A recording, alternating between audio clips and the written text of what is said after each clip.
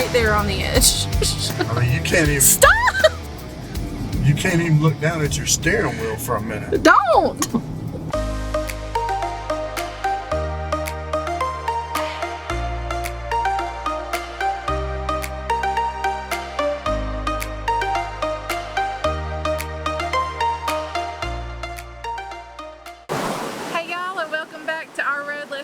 This week we're going to bring you on our ride down the $1 Million Highway, so hold on to your britches and your handle. It's going to be a wild ride.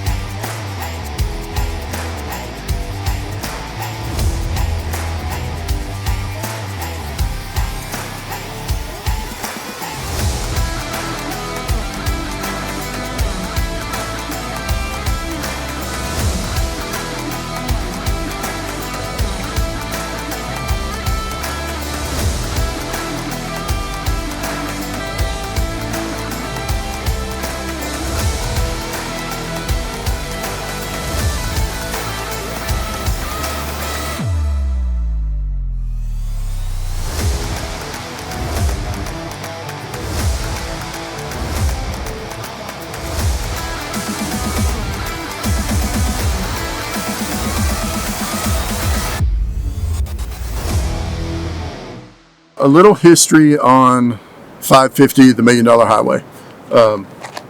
One, nobody knows how it got its name. It's one of the most dangerous roads. It is, in fact, one of the most dangerous roads. Now, in America?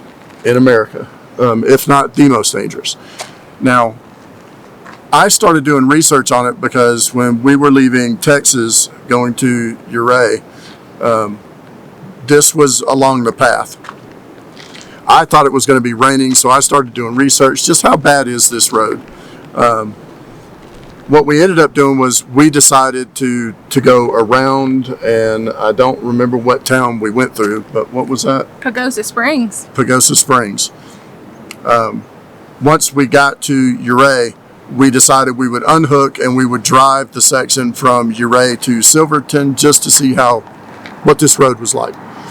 Now, Marie and I both have two different opinions of this road. I don't think it's that bad. I think it's kind of blown out of proportion as to how tight and curvy it is. To me, the road surface is smooth. There's not potholes. Each lane is easily 8 feet wide. You'll see in the video there are 18-wheelers that travel up and down this. There are sheer cliffs that drop thousands of feet over to the side, but with no barrier, no guardrail. But as long as you stay on the road, you don't need a guardrail. As long as you pay attention to what you're doing, and as long as the oncoming traffic stays in their lane. So. Originally, my thought was that this entire road was going to be 55 miles an hour. It was going to be full of people, drifting around curves and everything else. That's not the case. The speed limit is clearly marked in some places down to 25 miles an hour and a suggested speed of 10 miles an hour. Yep, that's when the road goes like this. So, to me, I don't think I would have a problem pulling the fifth wheel over this stretch of the $1 Million Highway at all, as long as it wasn't snowing or raining or hailing or something like that. On a day like today, I would have no problem doing it. So now I would have to be drugged, I think. To do that, I think I would have to be passed out. I think my level of anxiety has gotten worse over the years, and I don't think I could handle it. I think I would just fall apart or fall out dead. So even riding in the truck, you wouldn't want to be in the truck pulling the fifth wheel going over this road? No. Okay. What do you mean, even in the truck? What is the other alternate? I was talking about you driving the truck with the fifth wheel. Heck no. I didn't realize you didn't even want to ride in the truck with the fifth wheel behind it. That's news to Clay. That's our house, and if it goes off the cliff, we're going with it. I guess we wouldn't care because we'd be dead.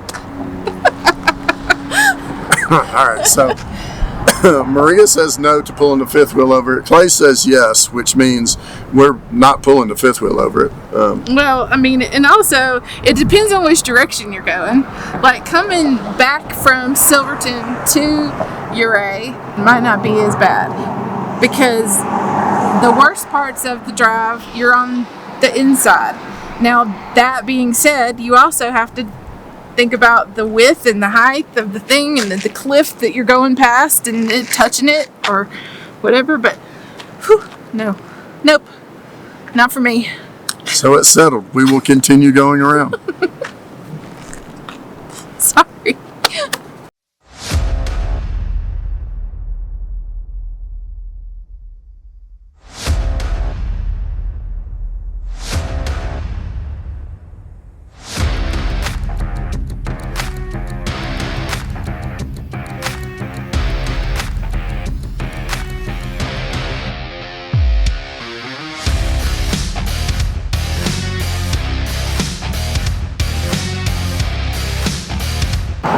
But was it worth it? Yeah. Absolutely. The views are incredible. Yeah. The stuff now for the driver, it's not that great. But for the passengers, they get to see down steep cliffs. They get to see beautiful snow-capped mountains. He can watch the video. I got to watch the video. When we did pull out, Yeah. I did get to see some of the stuff around there. Yeah. But absolutely, I would do it again. Yeah. Nah.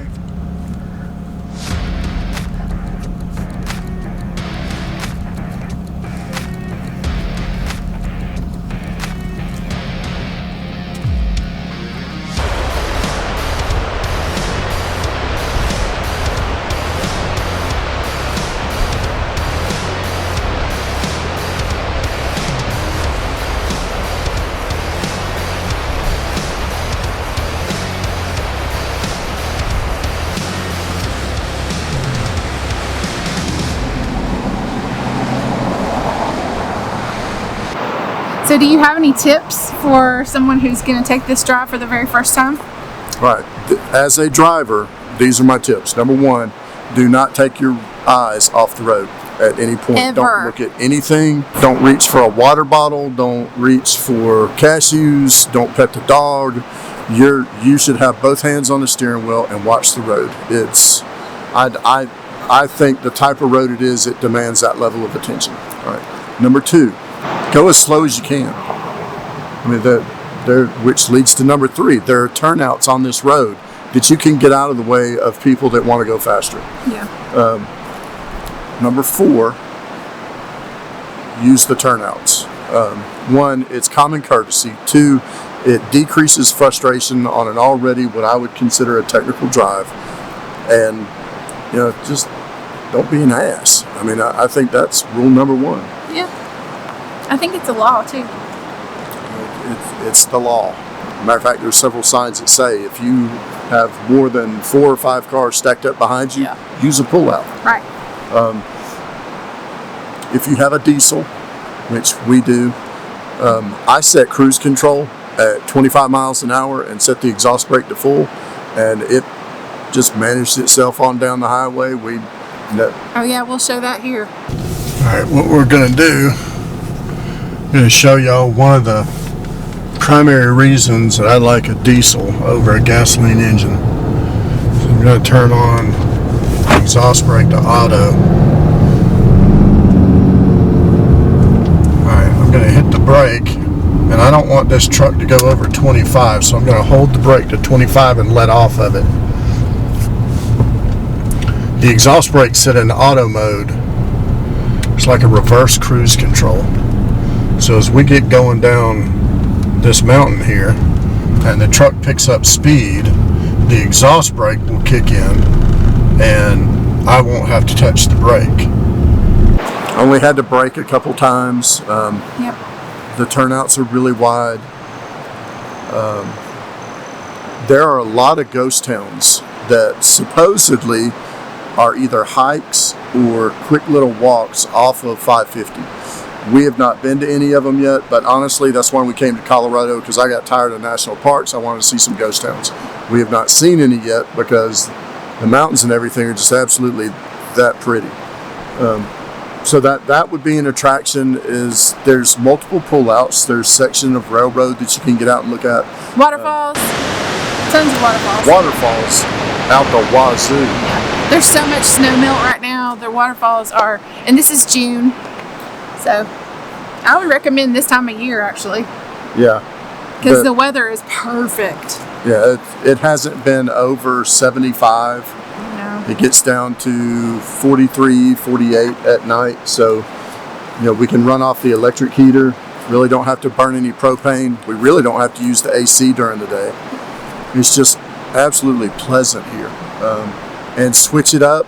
Thank you for telling us about this place. Yeah. We absolutely love it. Now, what are some of the other things to do on 550? Well, you can take the $1 Million Highway down to Silverton, which is, it's actually now a historic landmark. Mm-hmm. Really cool town. I think it was founded as a silver mining town. Yeah. They've got a couple of mills that you can look at, and they have a mine tour that you can go on. Yeah. Oh, and there's a train. And there's a train. It goes from Durango to Silverton and back. It's 3 hours each way, so it's 6 hours on a train with a 1.5 hour layover in Silverton.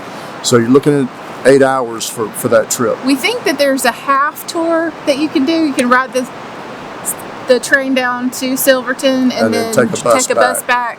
We haven't really fully investigated that, but we didn't spend a lot of time in Durango.